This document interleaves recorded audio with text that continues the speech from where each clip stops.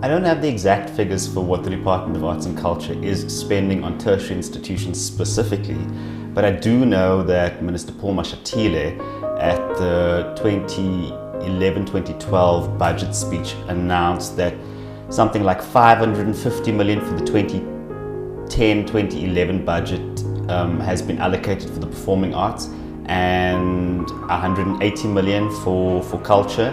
So that's a substantial amount, given that there are countries in the world where the arts are not subsidized whatsoever.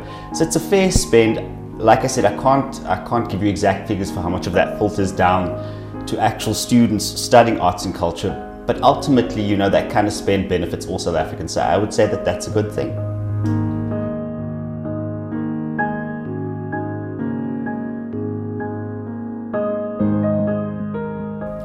They are. The problem with those initiatives is that they're largely urban-centered. They tend to happen in areas that are well-resourced, and it's about getting to the peri-urban and the rural areas and creating those opportunities for kids who can't so easily access urban centers. And the same thing applies to funding. The funds tend to flow into resourced urban areas. So one of my passions is outreach, moving beyond our familiar spaces, the spaces that everybody knows, and really discovering talents that are lying hidden out there that don't necessarily get through the door so easily, as it were.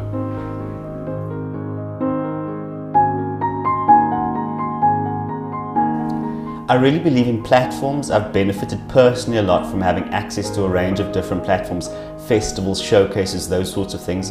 I think it would be fantastic to create a kind of platform like that for UJ, not only for students, but also for staff, for alumni, and also the opportunity for them to interact, to collaborate, to feed off each other. So I'm looking at different mechanisms for achieving that in 2012.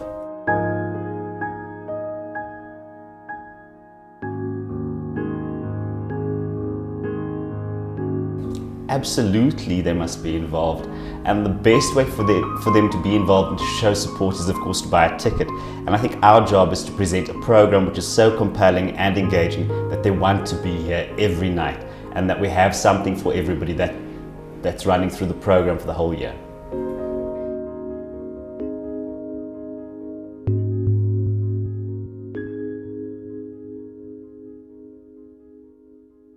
I know that UJ has made great strides in building new spaces and leaving legacies. I am, however, wary of too many performing arts spaces. We also have the experimental theatre on the Kingsway campus, but in Soweto we've got the Soweto Theatre opening next year.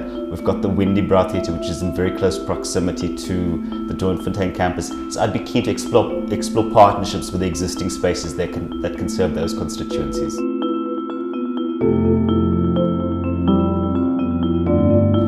I'm hoping that UJ will take the lead in presenting an annual arts and culture conference that can benefit all of the stakeholders in the country. I think it's a good opportunity for us to show leadership initiative.